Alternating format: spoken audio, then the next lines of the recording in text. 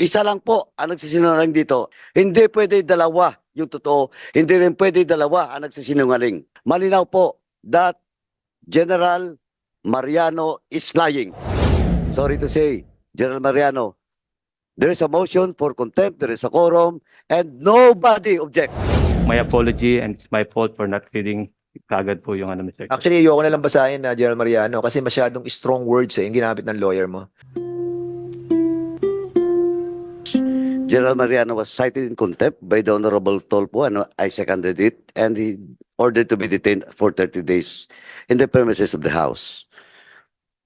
First and foremost, during the interpellation to General Mariano,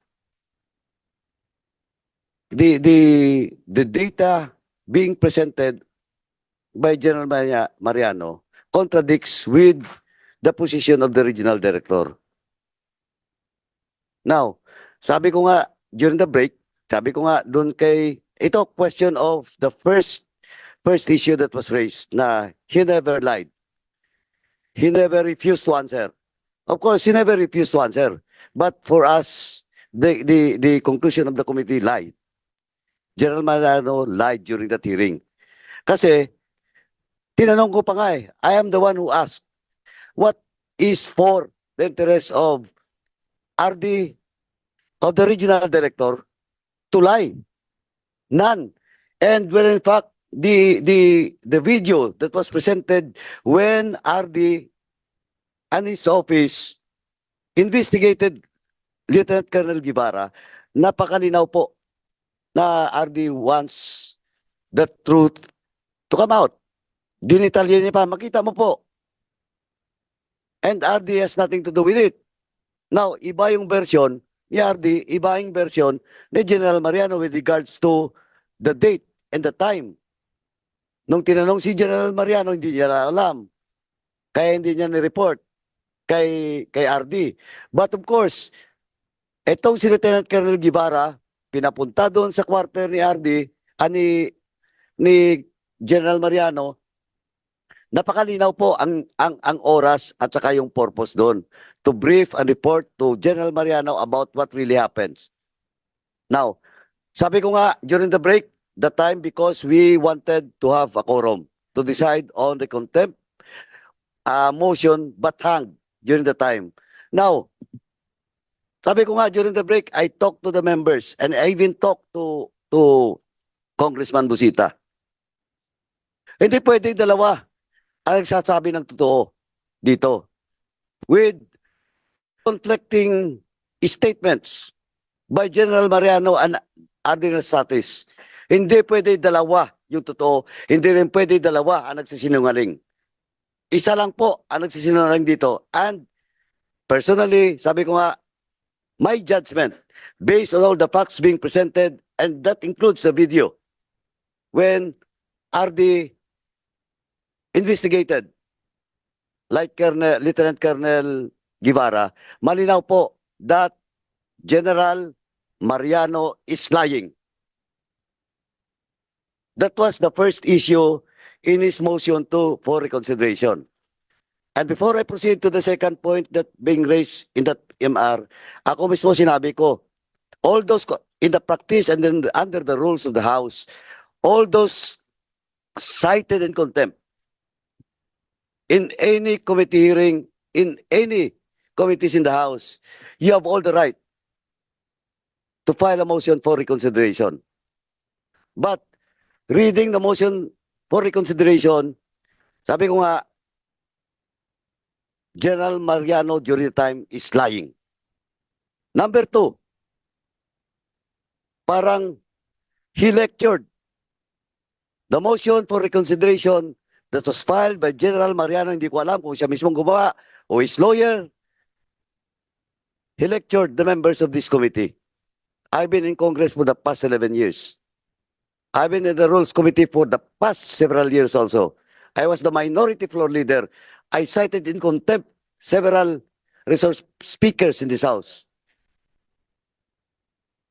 I know the rules. The committee knows the rules. He, in his motion for reconsideration, he cited the quorum.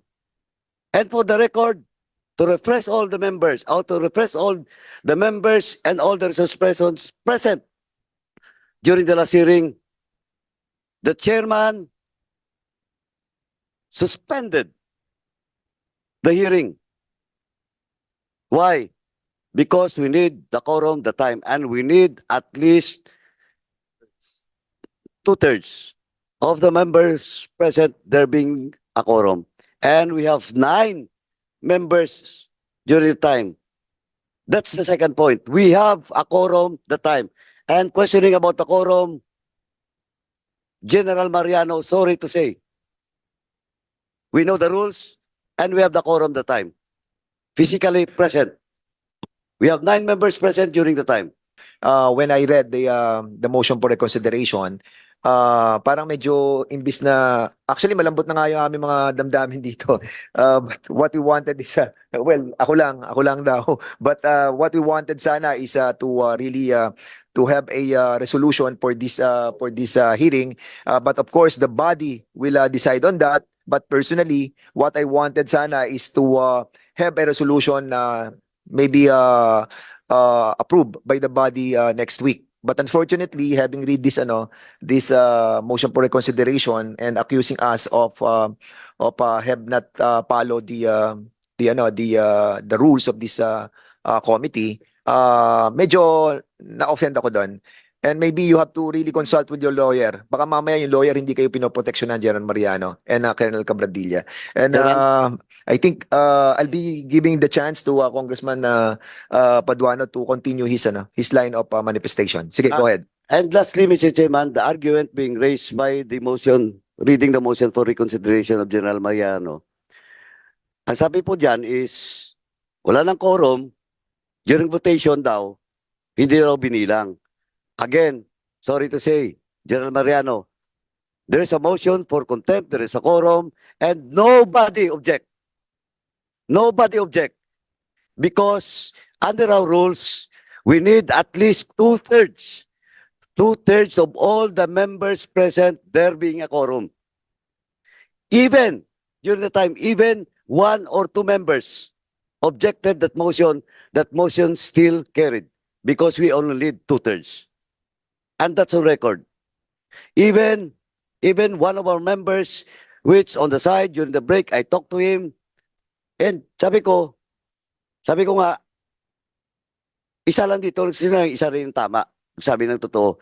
Well, in fact, never objected that motion of Congressman Tolpo. And even at the very least, he never abstained.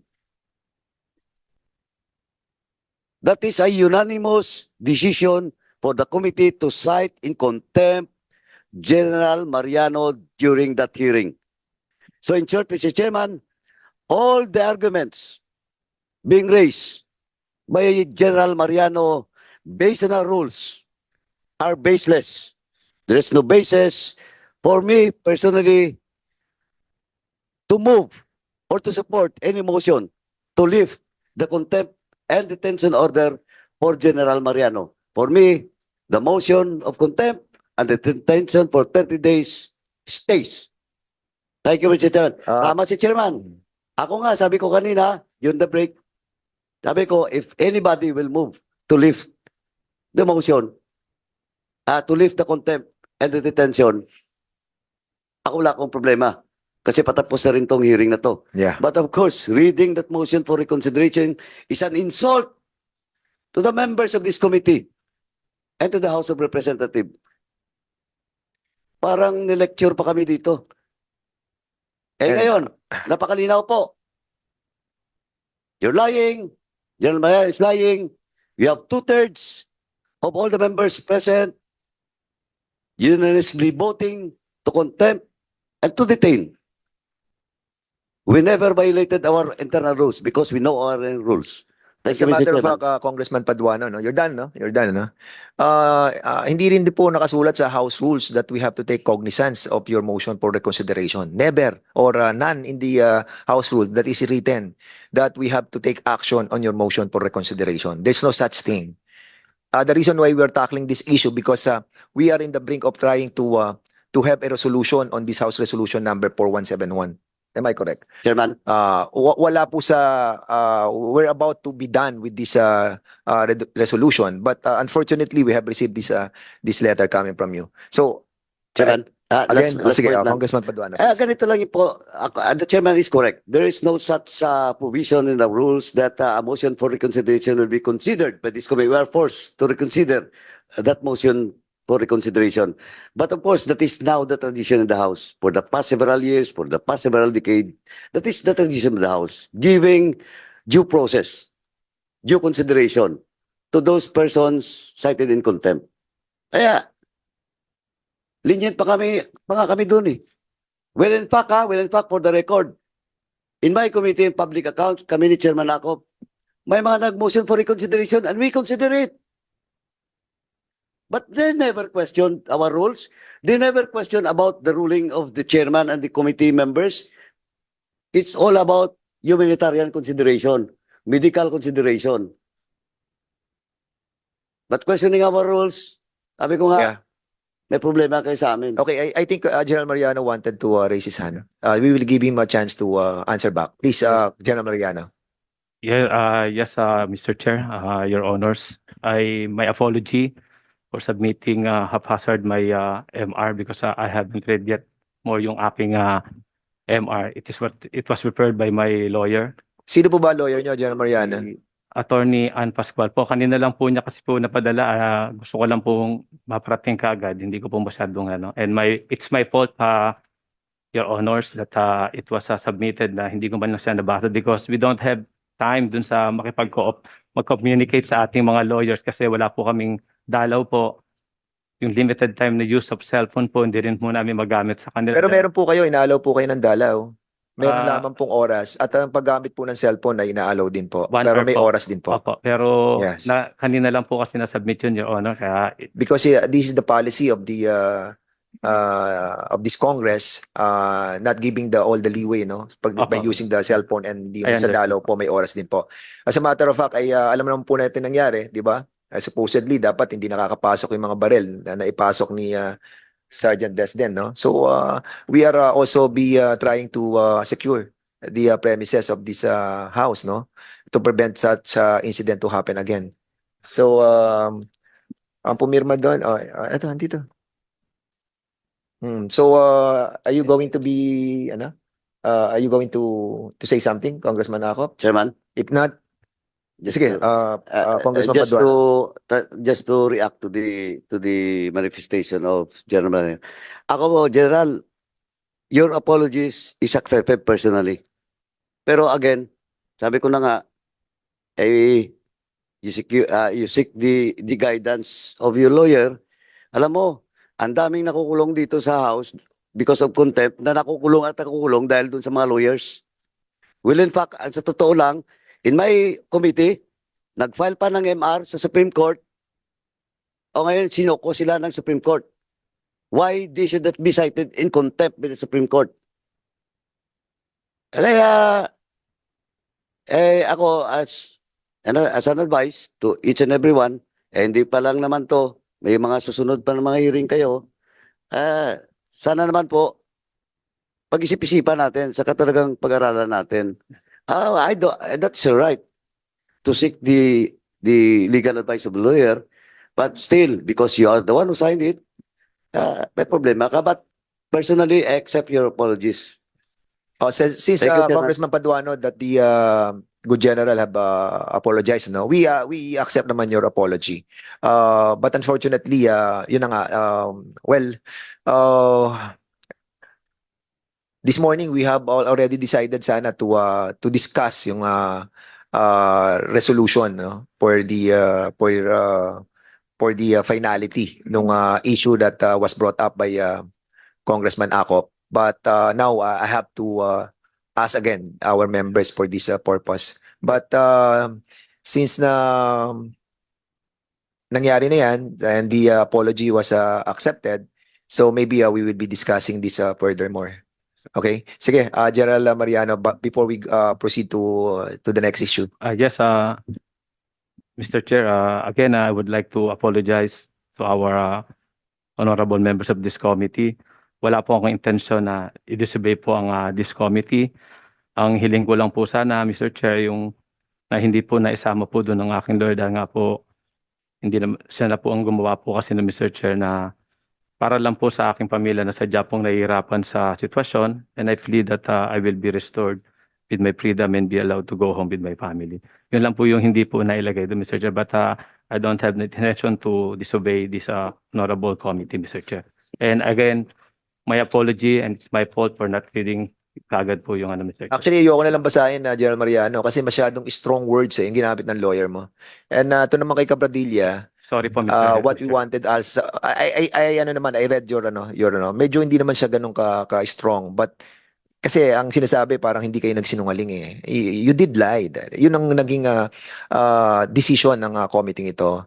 And nakita naman natin sa hearing yun. And then we don't want to be accused that we decided to cite you in contempt because we just wanted to put you in our custody. Wala atang sense yun na gusto lang namin kayo kulong. Hindi, because we have seen all the evidences that was presented not only by the PNP official, even those members that are part